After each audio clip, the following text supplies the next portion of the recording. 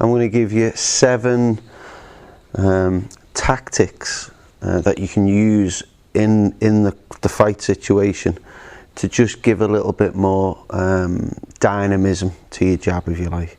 This video is about just giving you 7 more advanced tips on how to use the jab, how to make it more dynamic, and ultimately how to make it more successful.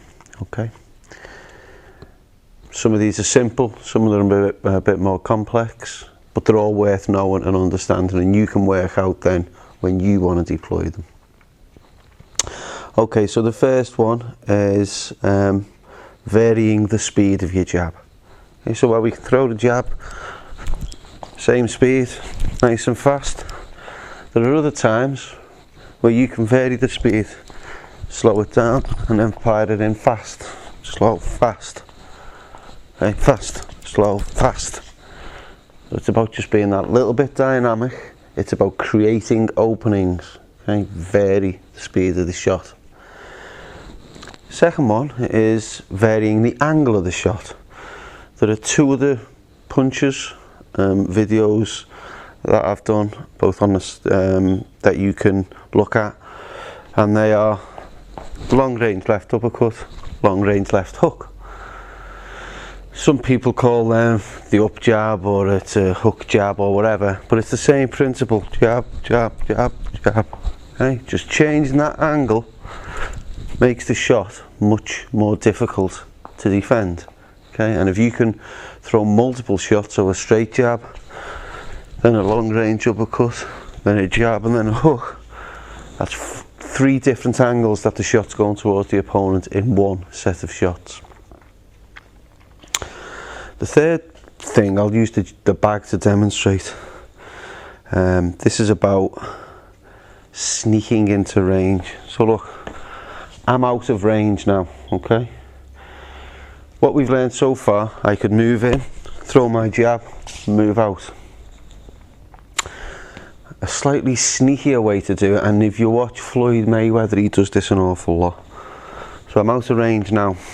Watch what happens with my feet to allow me to get into range for a jab.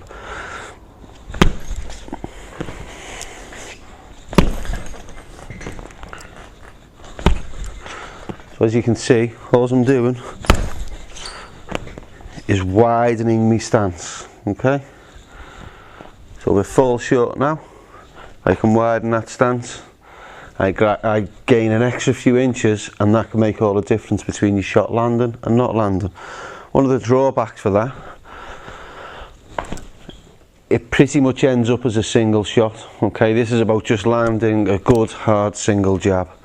The reason that is as soon as my legs go past a certain width, it means that any backhander throw, any follow-up right hand, will be slightly underpowered. Okay, I won't be able to get the rotation of my hips because my stance has widened so much. Okay, just be prepared for that one.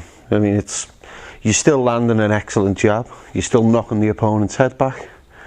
This is about being dynamic. It's just that you can't follow up very effectively with the right hand. You have to adjust your feet and then fire any subsequent shots. Next one again is about being on the edge of range. This is for the more advanced boxer, okay? And it's about where I'd normally say the hand stays there all the time. So if okay, so I know I'm at long range now. As soon as I move into this kind of range, I want my boxer's hands to be up here, okay? Protection. However, at the edge of range, you can let your lead hand come down here, okay? So what you're actually doing is teasing the opponent to lead off with their jab. If you can just get into that habit of dropping the weight slightly onto the back leg, okay, jab comes, lay back, and then firing your own jab. So it's about the hip shot. It's about having your lead hand rested down at the hip, and you're drawing, trying to trigger the opponent to fire back in with your own jab. Okay. The next one then is called the jab block. Right. There's your jab. Boom. Boom. There are times when you will just exchange shots with an opponent at long range, exchanging the jab one after another after another. A really neat way to ensure that you come out on top in that is to combine the jab with the block. Okay, so that's the block that's designed to block any shots, any straight shots that come towards us, particularly the jab. So combine both of them, jab and block. Okay, so why is that so good? Also, what's happening with my head? Okay, so 3 things are happening. Number 1, my jab's going out.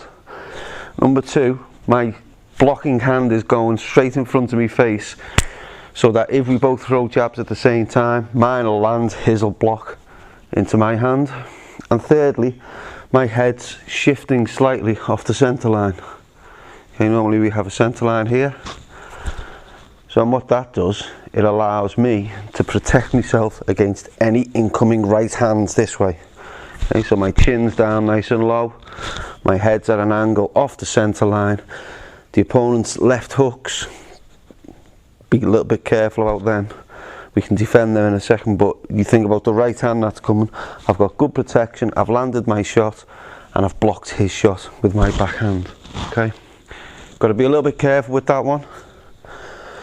Make sure you're at the right range, because an opponent can feint the jab, turn it into a left hook and catch you with that left hook. But again, you shifting the head off the centre line makes it really difficult, and you can see when your body weight's transferring across to the back leg. If you watch someone like Bernard Hopkins, he uses that an awful lot. Okay. Next one is the tap, I like to call it.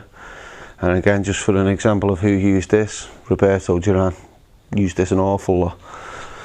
And it's just a case of, similar to the vary the speed, the jab just constantly pops out. It's not particularly hard. Okay, it's just popping out constantly, tapping away at the opponent's face in order for you to throw the big backhands and the big hooks. Okay, so it's a setup. Tap, tap, do the tap, and you're laying back. Okay, this is about teasing off, triggering off the opponent at long range. And the final one, number 7, is just a delayed shot. It's a type of feint. Okay, split second. We talked a second ago about the block. Lots of boxers, that just becomes habit. When they see the trigger of the left jab coming, they'll just pop the backhand block into place.